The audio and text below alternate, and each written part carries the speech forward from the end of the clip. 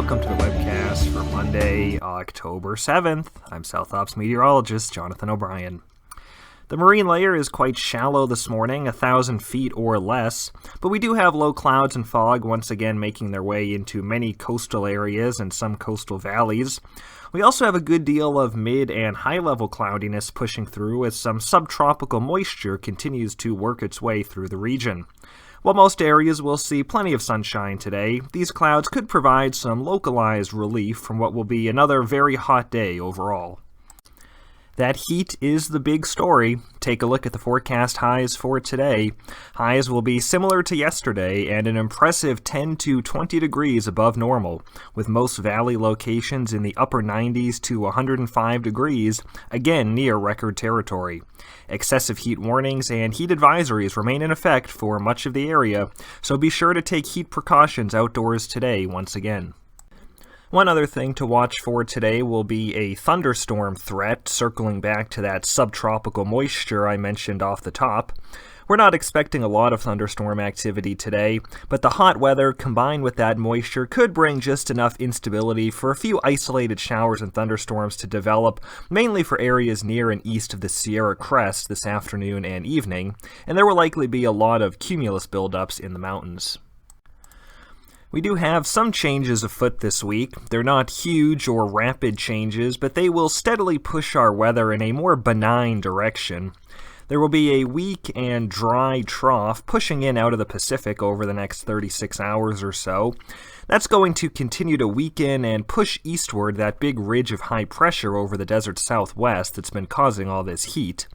From there, the ridge will continue to influence our weather all the way through next weekend, but it will not build back in as strong or as close as it's been lately, and as a result, we should be done with the excessive heat after today. We'll see several degrees of cooling tomorrow, generally 4 to 8 degrees versus today in most spots.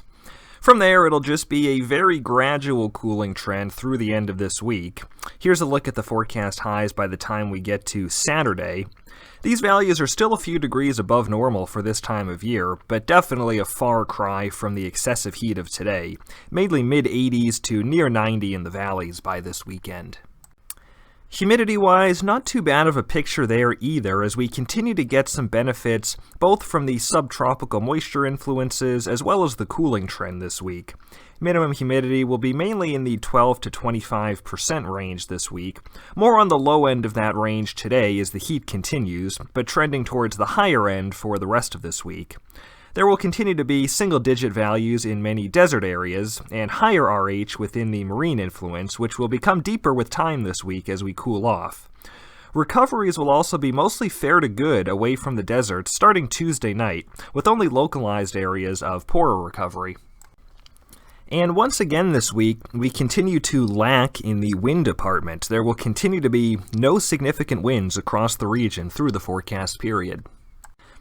Not much else to talk about with the weather this week. There is a slight chance for some shower activity over central California somewhere from Friday night through this weekend, depending on the evolution of an offshore trough, but confidence is low on whether any rain will make it into our region. In terms of fuels, it should come as no surprise that we are critically dry across the region. Fuel moistures are almost universally at or near record dry levels, with ERC still running around the 90th to 97th percentile in many cases. Live fuel moistures are also at or near critical levels in most cases. Here's a look at the 100-hour dead fuel moisture for our Central Coast Interior PSA, and you can see we are setting records as we speak for driest fuels observed at this time of year, at or below the 3rd percentile overall.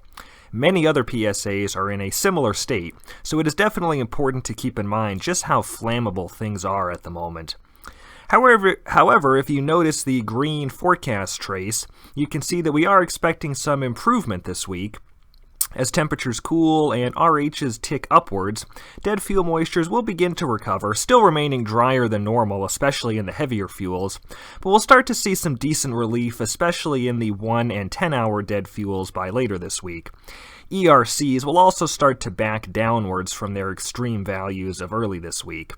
But overall, the background fire danger will still remain greater than normal for this time of year.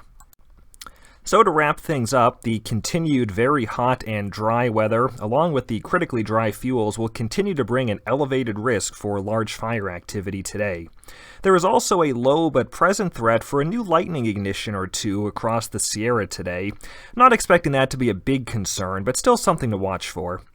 Otherwise, however, for the remainder of this week, the gradually cooling temperatures, higher RH, and continued lack of wind will tend to limit large fire potential overall, even with the dry fuels.